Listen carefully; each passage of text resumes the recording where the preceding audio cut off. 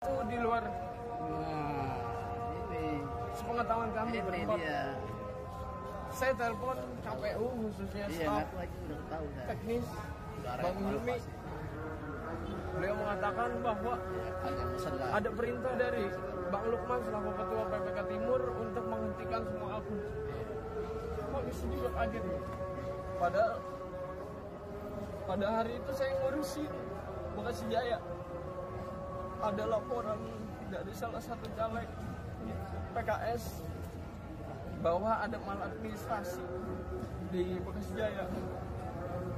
Saya ngurus ke Bawaslu serta dengan komisioner Bang Edwin. Saya dapat kabar itu juga kaget. Iya. Terima kasih. Terima kasih.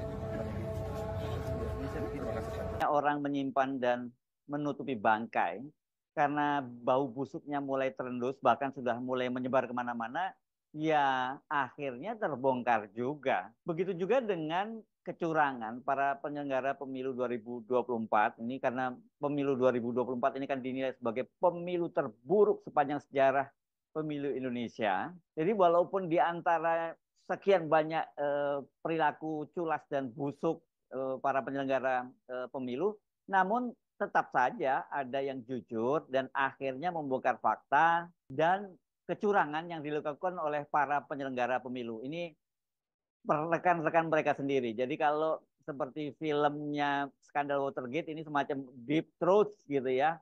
Orang dalam yang membocorkan apa yang terjadi di penyimpangan yang terjadi di dalam tubuh para penyelenggara pemilu ini. Di Bangkalan, Madura, Jawa Timur, Ketua KPK di Kecamatan Kuanyar itu dilaporkan oleh anggotanya sendiri karena dia menggelembungkan suara. Di Bekasi Timur, ini Jawa Barat, seorang anggota KPK, seorang anggota PPK, ya ini sambil menangis terisak membongkar fakta kecurangan yang dilakukan oleh Ketua PPK setempat. Sementara di Kutai Timur, Ketua Bawaslu Kabupaten, ya, ini kan Kutai Timur ini di Provinsi Kalimantan Timur, secara terbuka dia mengakui menemukan ada kecurangan rekapitulasi suara oleh Komisi Pemilihan Umum di Kutai Timur dan minta agar rakyat mengawalnya karena mereka sudah menangani ini, sudah masuk dalam laporan yang ditangani oleh Bawaslu di Kutai Timur. Semua kecurangan itu berkaitan dengan penggelembungan suara. Terus ada juga biasanya kalau penggelembungan suara pasti ada juga suara yang dikurangi. Artinya ya ada yang diuntungkan dan ada yang dirugikan. Kalau untuk Pilpres itu ada calon yang diuntungkan dan ada calon yang dirugikan. Sementara kalau untuk Pileg ya ada caleg dari partai tertentu yang dirugikan dan kemudian ada caleg yang dari partai yang lainnya itu yang diuntungkan. Di Kecamatan Kuanyar, ini di Bangkalan tadi ya, Divisi Perencanaan Data dan Informasi PPK, ini seorang perempuan namanya, Husnia, itu Ahad 3 Maret melaporkan Ketua PPK Kuanyar, namanya Muhammad Ismail, karena melakukan penggelembungan suara. Hasil suara rapat pleno dan sirekap itu berbeda. Ismail kan dilaporkan ini dia tidak melakukan sendirian tapi bersama divisi teknis PPK Kuanyar yakni bernama Nurul Mustafa. Di Bekasi Timur pada hari yang sama Ahad 3 Maret itu di hadapan warga, anggota DPRD dan Ketua KPU Bekasi, Ketua Divisi Teknis PPK Bekasi Timur ini namanya Gregi Thomas membongkar fakta bagaimana kecurangan itu terjadi. Dia menyebutkan aplikasi Sirekap ada 2 jenis. Ada Sirekap utama yang adminnya langsung dipegang oleh Ketua KPK, Ketua PPK. Dan yang kedua itu Sirekap yang dipegang oleh operator. Ini operator ini para di luar ketua ya. Kalau yang adminnya yang bisa mengubah-ubah itu hanya Ketua PPK saja. Assalamualaikum warahmatullahi wabarakatuh. Ya, saya Gregi Thomas di sini sebagai PPK Kecamatan Bekasi Timur Divisi Teknis Penyelenggara. Alhamdulillah pada kesempatan hari ini saya sudah dimandatkan oleh Pak Ketua KPU Pak Ali Saifah berkaitan dengan adanya ketidaksesuaian yang memang hari ini kita sama-sama ketahui. Saya cerita dari awal ya. Iya, sampai. Baik, izin sebelumnya berkaitan dengan aplikasi Sirekap ini, ya saya akan terbuka tentunya. aplikasi Sirekap ini kita memiliki dua jenis. Dua jenis aplikasi Sirekap. Yang pertama itu adalah aplikasi Sirekap utama atau admin, atau yang dalam kata lain yang mengendalikan secara keseluruhan. Yang kedua ini adalah aplikasi Sirekap operator. Itu dua jenisnya. Nah, jenis yang pertama, aplikasi Sirekap yang admin ini atau yang inti ini atau pengendali ini, itu mohon izin itu dipegang oleh ketua PPK saya, Bang Muhammad Lukman. Dan aplikasi Sirekap yang operator itu dipegang oleh kami para PPK. Nah, berkenaan dengan aplikasi Sirekap, fungsinya perlu saya sampaikan, satu, aplikasi Sirekap yang utama itu berfungsi satu, dia aplikasi itu bisa melakukan yang namanya scoring. Scoring itu adalah fitur untuk melakukan penghentian ketika memang pelaksanaan pleno ini sudah selesai. Ya, dan pun penghentian itu dan pembukaan itu bisa dilakukan kapanpun oleh yang pemegang akun utama ini, gitu.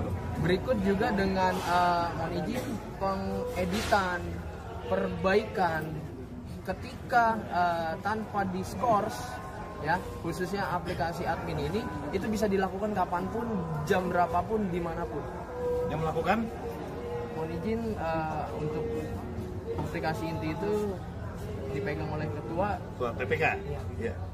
Oke, terima kasih Bang. Terus terjadinya penggelembungan suara nih.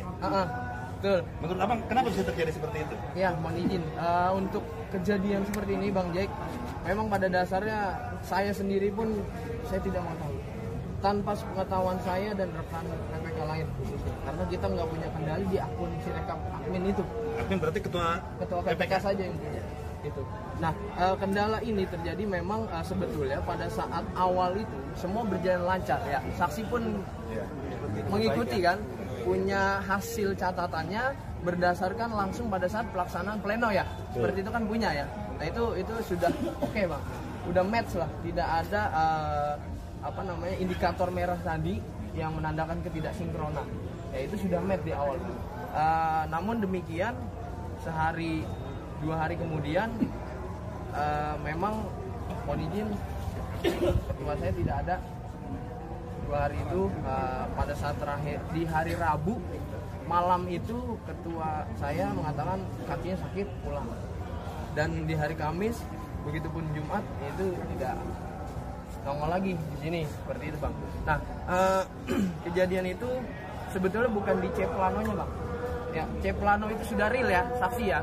Kita sudah sepakat bahwasannya kita sepakati di C plano karena itu adalah dasar utama ketika pemungutan dan penghitungan selesai. Itu ada dasar. Jadi itu sudah valid, itu sudah real. Nah, akan tetapi kejadian ini terjadi ketika memang setelah pelaksanaan pleno itu selesai, 2 hari kemudian itu terjadi ketidaksinkronan. Makanya nongol warna merah. Tuh di aplikasi. Ketidaksinkronan itu pengendalinya ketua PPK. Iya, udah. Ketua PPK kan ada. Dan yang pada saat hari Jumat jam 9:30 itu di freeze.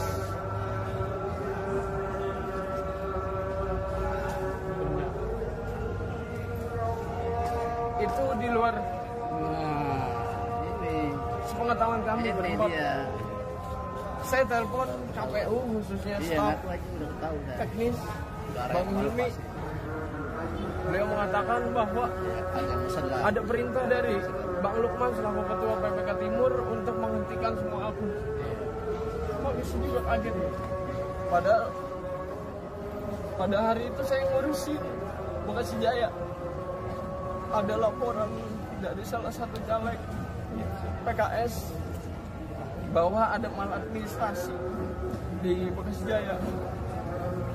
Saya ngurus ke Bawaslu serta dengan komisioner Bang Edwin. Saya dapat kabar itu juga kaget. Iya. Terima kasih. Terima kasih. Terima kasih.